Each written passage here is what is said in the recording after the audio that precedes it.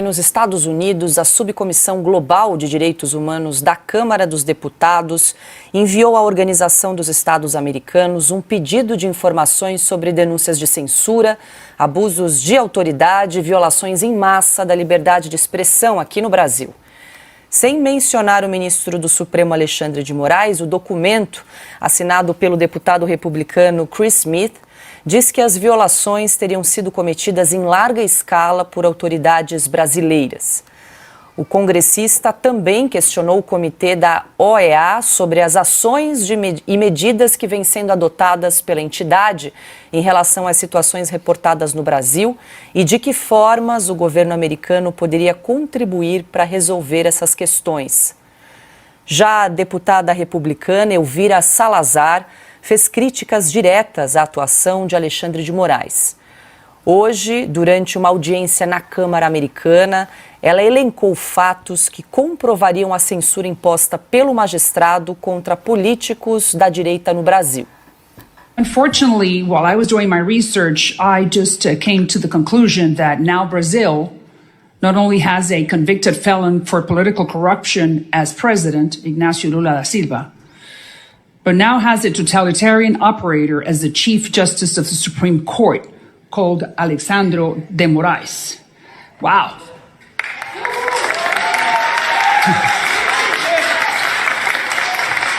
Thank you. I mean, there's nothing to celebrate. Poor Brazilians. They deserve a lot better. The most important country. Saying it, finally. The most important country in the, economically speaking, or the largest economy in the Western Hemisphere, South America, I should say, to be more precise, it deserves better. Na audiência, Elvira perguntou ao jornalista Michael Schellenberger, um dos principais investigadores do caso, que ficou conhecido como Twitter Files Brasil, por que Elon Musk e a rede social X entraram na mira de Alexandre de Moraes. Thank you very much, Mr. Schellenberger, for being here with us, and I do want you to explain to us why do you think that Elon Musk and Twitter is in the crosshairs of this gentleman? Em sua fala, Schellenberger lembrou que as ordens de Moraes ao Twitter eram inconstitucionais, ilegais e ilegítimas. I think the short answer is that X and Mr. Musk just grew fed up with all the illegitimate, unconstitutional, and illegal requests for censorship. It's such a radical demand. In one case, we know that Jim Moraes was demanding that X deplatform a sitting member of Congress for content that he had posted on different social media platforms. This is completely absurd and outrageous. All of the claims, all of the major claims that the Brazilian government has made against Musk and including against me are disinformation themselves. Em seguida, Elvira Salazar concluiu sua fala dizendo que o ministro do STF está reprimindo o direito à liberdade de expressão no país. Having said this, Elon Musk, the owner of Twitter, has become a target to the highest court because he shoots back. And that's the way you do it in a democracy. Really, we do not know if the Supreme Justice, Mr. de Moraes, is a socialist, or he's a useful fool, or he's a useful idiot for the socialists. But we do know that he is curtailing the most fundamental right that any democracy, including the Brazilians, have, which is free speech. And I really do not understand why. Bom, Ana, começamos com você, até peço perdão a quem está nos acompanhando pelas rádios, nós não fizemos aqui a tradução simultânea aí desses diálogos, desses depoimentos em inglês que ocorreu hoje nessa comissão, Ana, mas eu sei que você acompanhou muito de perto, hoje à tarde estava acompanhando aí, foi mandando os vídeos, os áudios, os trechos mais importantes dessa comissão. Fato é que a Câmara dos Estados Unidos acionou aí a Organização dos Estados Americanos, alertou aí para a censura, para os abusos do judiciário no Brasil. Conta mais detalhes aí para a gente dessa audiência hoje. Paula, foi uma audiência tão importante e não foi uma audiência longa, não. Normalmente audiências ali, né, como as nossas, elas demoram, né, horas e horas e horas, e foi uma audiência mais curta, 2 horas e meia, mas rica em detalhes sobre o que está de fato acontecendo no Brasil. Se a nossa audiência me der, né, mais alguns dias, né, 2 dias, eu vou colocar no meu canal do YouTube toda a audiência com legendas em português, porque eu acho que todo brasileiro que quer lutar pela nossa Constituição precisa ver essa audiência. Nosso querido Rodrigo Constantino estava lá, a ex-juíza Ludmila Lins Grillo estava lá, o Paulo Figueiredo também falou, e aqui deixo mais uma vez o nosso muito obrigado ao jornalista americano Michael Shellenberger, que colocou holofotes em todo o regime totalitário ao qual o Brasil está sendo submetido. Paula, eu anotei 2 aspas dele aqui que eu acho muito importante a gente trazer. Ele disse o seguinte, logo ali na sua abertura, né? Cada membro ali entrevistado hoje pelo comitê tem alguns minutos para falar, e ele disse o seguinte, abro aspas por Schellenberger: a censura no Brasil é a pior que já vi e presenciei em qualquer democracia ocidental. E aí ele continuou mais para frente. Alexandre de Moraes tem trabalhado unilateralmente para criar novas leis criar novas leis, interferindo em eleições e assumindo o controle do Congresso. E, Paula, eles mencionaram ali durante essas 2 horas e pouco também a FCPA, que nós sempre comentamos aqui, que é a lei anticorrupção que os americanos têm exatamente para empresas que atuam fora dos Estados Unidos, porque foi mencionado nesta comissão que empresas americanas, até porque o CEO do Rumble estava lá também, e foi mencionado que a FCPA pode ser acionada porque empresas americanas estão sendo perseguidas e coagidas a cometer ilicitudes em outros países. Ou seja, não tem mesmo volta para essa caixa de Pandora que os arquivos do Twitter abriu. Do outro lado, Paula, teve também alguns democratas falando, mas eu vou traduzir o vídeo todo para vocês verem como eles foram brifados ali, os democratas, pela extrema esquerda do Brasil, e falaram aquela mesma ladainha que estamos acostumados. Bolsonaro, golpe, minuta do golpe, 8 de janeiro. Falaram até que Bolsonaro era anti-gay, era racista, era xenofóbico. E a uma certa determinada altura, o Paulo Figueiredo disse, mas espera aí, nós estamos nessa comissão para falar do Bolsonaro ou da liberdade de expressão que está sendo coagida no Brasil, né? Engolida, amordaçada no Brasil. Então, eles estão pisando em cascas de ovos, Paula, porque eles não têm nenhuma materialidade para provar que não houve essa supressão da liberdade de expressão no Brasil. E, para finalizar, Paula, alguns membros do Partido Democrata disseram que, por incrível que pareça, que o que está em jogo está ligado aos direitos humanos, numa grande surpresa até, inclusive, né? E que o direito humano à liberdade de expressão não pode ser amordaçada no Brasil. E como eu disse, Paula, agora não tem volta, né? O próximo capítulo dessa novela toda pode ser até o testemunho de Elon Musk em uma dessas comissões. Pois é, Peixo. Estou aqui com o deputado Gustavo Gayer, um dos principais organizadores aqui dessa comitiva do Brasil. Deputado, qual a importância desse evento hoje? Olha, esse evento é importante porque todos os recursos que nós tínhamos dentro do Brasil para tentar resgatar a normalidade respeito à nossa Constituição foram esgotados. A maioria da imprensa já foi cooptada e agora já foi comprada, o judiciário está sequestrado e qualquer pessoa dentro do Brasil que tinha coragem de fazer alguma coisa já não faz mais com medo da retaliação.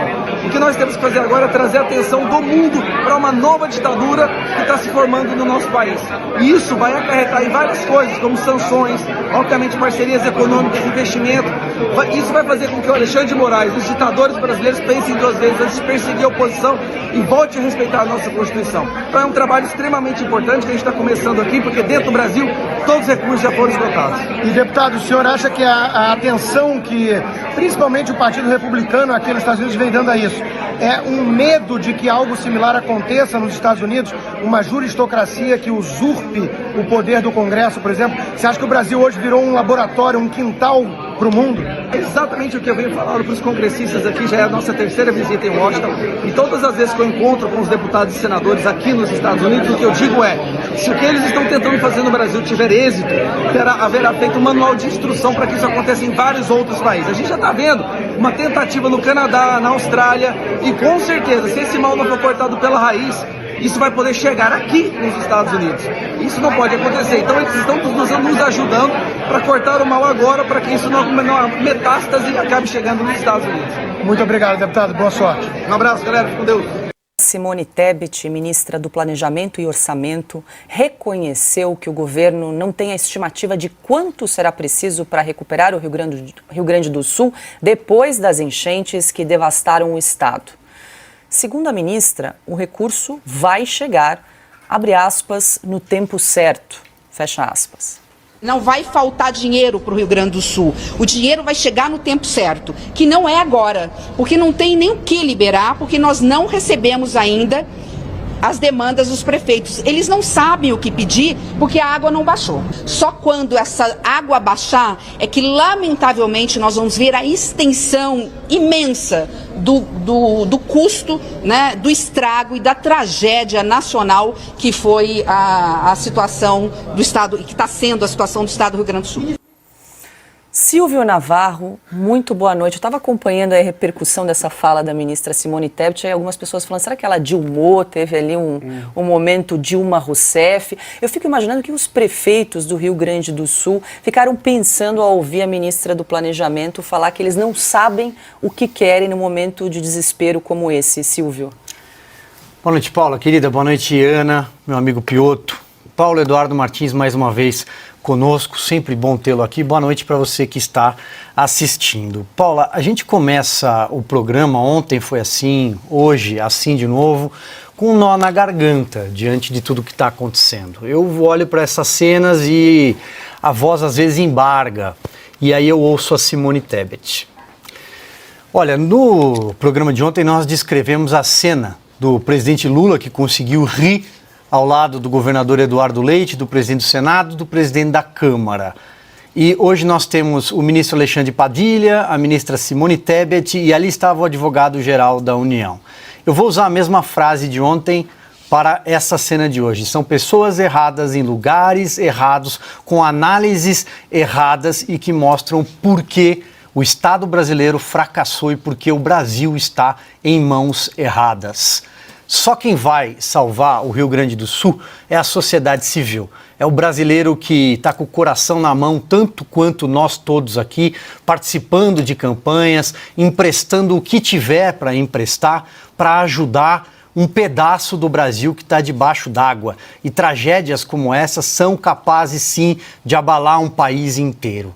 E pensar que a Simone Tebet, que está dizendo que os prefeitos não tiveram nenhuma grande ideia, ela teve alguma até hoje, desde que tomou posse em janeiro, a não ser frases absurdas, e pensar que a Simone Tebet teve 5 milhões de votos, que teria deixado o Estado brasileiro, quem sabe, em outras mãos. Eu queria recordar aqui, Paula, nesse abertura de programa, o incêndio da Boate Kiss, que aconteceu no dia 27 de janeiro de 2013. Um tempo depois, eu visitei Santa Maria para fazer uma longa reportagem para a revista Veja, uma reportagem de 11 páginas e um documentário, um mini documentário em vídeo. Isso tudo está disponível na internet, está aberto.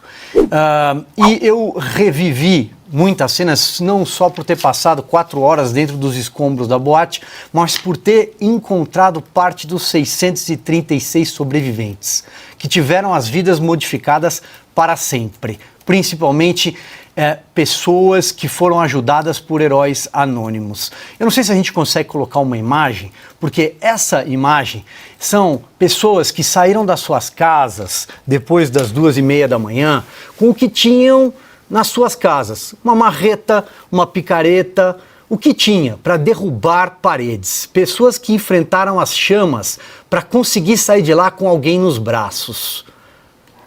Graças a esses heróis anônimos aí, que eu não sei o nome, mas eu sei que tem muita gente que sabe.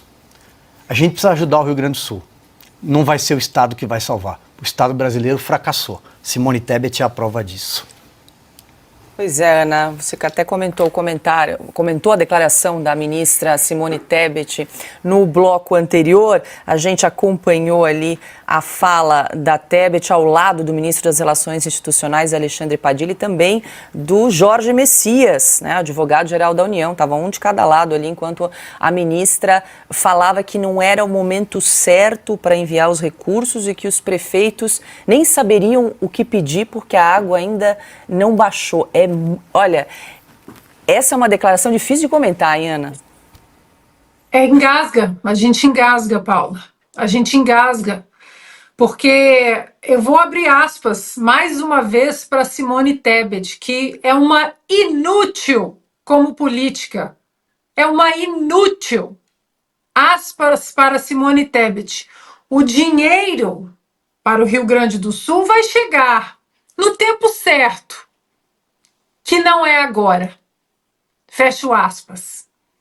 Essa é a frase de Simone Tebet. É a versão mais curta do tal Plano Marshall, né, que comentamos ontem. Não, vamos discutir o Plano Marshall, a estrutura A, B. Pelo amor de Deus! Pelo amor de Deus! Essa comparação que o Silvio disse é brilhante. A solidariedade está vindo do povo. Dinheiro, barco, jet ski, comida, alimento, brinquedo para as crianças. Eu vi ontem os psicólogos dizendo, preocupados, precisamos trazer um pouco do mundo lúdico das crianças pequenas, brinquedos, remédios, vacinas para quem está socorrendo as pessoas naquelas águas, né, imundas. Tanta coisa que pode ajudar. Água, muita água, colchões, limpeza. Eu vi um vídeo hoje, Paula, que eu tive muita dificuldade de ver. É o vídeo de um fazendeiro que já chegou agora, né, na sua propriedade, já em um local que a água já baixou. E são centenas de vacas mortas.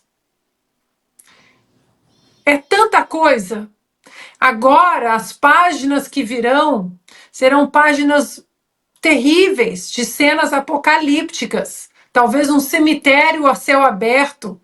E a Simone Tebet tem a cara de pau, porque não tem outra coisa para dizer. O dinheiro vai chegar no tempo certo, que não é agora.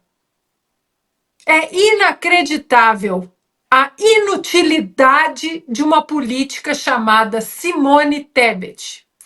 Lembrando que na Covid, ela foi uma das primeiras a ir para a rede social, microfone dos grandes canais de televisão, cobrar atuação imediata do governo do presidente Bolsonaro. Demandamos atuação imediata. Imediata. Não, mas agora, nessa tragédia no Sul, o dinheiro vai chegar no tempo certo, mas não é agora. Eu vou finalizar homenageando o nosso mestre Augusto Nunes, que está descansando, merecidas férias. É outra cabeça baldia deste governo inútil. Inútil. Piotr, essa fala, essa declaração da ministra revela como esse governo está totalmente perdido, porque ela também comentava esse projeto de decreto legislativo que foi assinado pelo presidente Lula, ainda, claro, precisa passar pelo Congresso, mas o fato é que eles não têm uma estimativa de custo, de quanto eles vão enviar, não foi informado quanto que eles vão enviar ao Rio Grande do Sul. Ela, ministra do Planejamento e Orçamento, não deu uma declaração objetiva e ainda por cima disse que agora não é hora para enviar absolutamente nada ao Rio Grande do Sul. Paula, só me ajuda com uma coisa. Ela é ministra do Planejamento. Planejamento. Vamos lá. Quando não tem uma tragédia, o governo só consegue ser incompetente. Aí não sabe o que fazer, não tem plano de governo, não tem ideia do que propor ao país. Aliás, não tem ideia nenhuma. E quando tem, são ideias ruins. Quando você tem uma situação de emergência dessa, aí o governo simplesmente é trágico. Trágico na insensibilidade. Essa frase dela, se ela conseguisse ouvir, eu espero que ela consiga reformular. Era tão mais simples dizer, olha, nós estamos aguardando exatamente as demandas dos prefeitos e vamos dar urgência no atendimento a cada uma delas. É natural que algumas demandas vão vir depois que a água baixar. Agora, o governo não conseguiu apresentar um plano para socorrer essas pessoas, um plano de contingência. A declaração dela é de uma insensibilidade tamanha que eu não vou mais falar da Simone Tebet. Eu vou falar do senador Rames Tebet, ex-senador Rames Tebet, o pai da Simone Tebet. O senador Rames Tebet assumiu o Senado em um dos momentos, talvez, o momento mais conturbado do Senado da República. Teve ali, Jader Barbalho era o presidente, a CM era um ex-presidente do Senado, havia uma briga gigantesca entre eles, houve discursos e ataques dos dois numa sessão histórica por esse fato do Senado. Bom, o Senado ficou impraticável. E o Senado, você sabe, é conhecido como a Casa Revisora da República. O Senado precisa ter concertação, em que pese o fato de cada senador defender posições, os senadores de cada estado defenderem posições, tudo isso é da lógica política. Mas no Senado precisa haver concertação política. Essa é a lógica de um Senado. Rames Tebet assumiu o Senado naquele momento. Foi provavelmente um dos maiores senadores, presidentes do Senado. Silvio está aqui, acompanhava a política em Brasília diariamente lá no Congresso Nacional. O senador Rames Tebet foi meu entrevistado por muitas vezes, extremamente generoso, intelectualmente generoso, capaz, e que no momento difícil do Senado da República foi lá e com uma competência gigantesca conseguiu trazer o Senado para o espaço que é reservado a ele dentro da lógica republicana brasileira. Eu vou elogiar o senador Rames Tebet, mas paro por aí. Não consigo ir além, obviamente, com o tempo. O que faz a ex-senadora e ministra Simone Tebet, acho que a frase dela, o tamanho da insensibilidade, a define. Não preciso fazer mais que isso. Olha só, a Rede Globo parece que descobriu que temos um problema grave no Sul. William Bonner pegou um avião da FAB e foi até lá. A esquerda, em geral, o imitador de focas, também se mobilizou nas redes sociais para ajudar. Tudo isso é bem-vindo. Não vamos politizar em demasia esse caso, porque queremos, no fundo, ajuda. Queremos dinheiro, queremos recursos, queremos que todos estejam sensibilizados com a desgraça que se abateu sobre o Rio Grande do Sul. Isso é melhor do que a indiferença.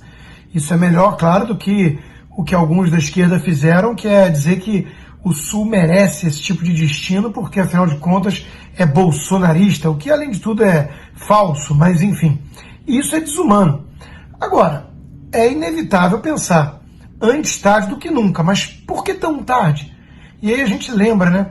Teve o show da Madonna, a Globo entrou de corpo e alma nisso, se dedicou o fim de semana inteiro para falar desse show, que foi, na verdade, cá entre nós, um espetáculo de pouca vergonha, de indecência, de vulgaridade, de baixaria, de simulação de sexo sem restrição de idade, o que, além de tudo, é equivocado do ponto de vista legal, né? Mas ali era Sodoma e Gomorra, era a festa da carne, era o materialismo excessivo, afinal de contas, I'm a Material Girl cantava na época que fazia sucesso e hit a Madonna, né? Hoje é uma senhora, cá entre nós, um tanto decadente.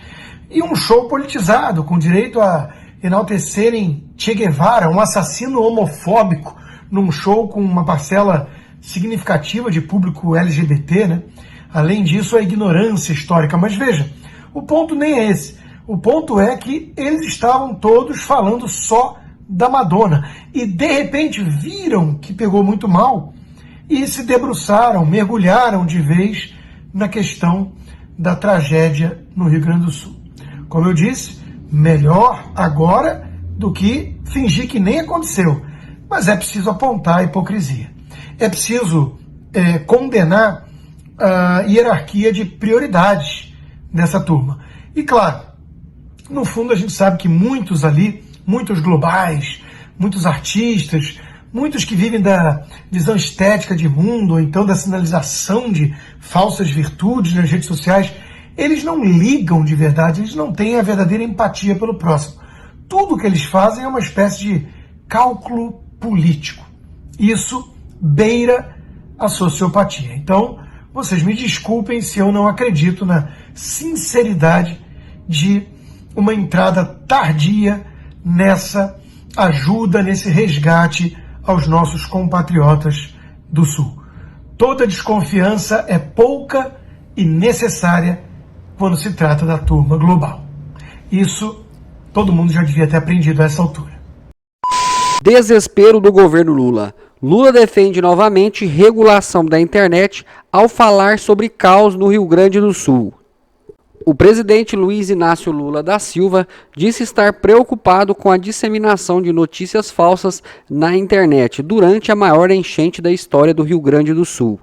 Em entrevista nesta terça-feira, Lula afirmou que é necessário que o Congresso Nacional, a sociedade brasileira e os internautas compreendam a importância de regulamentar a internet.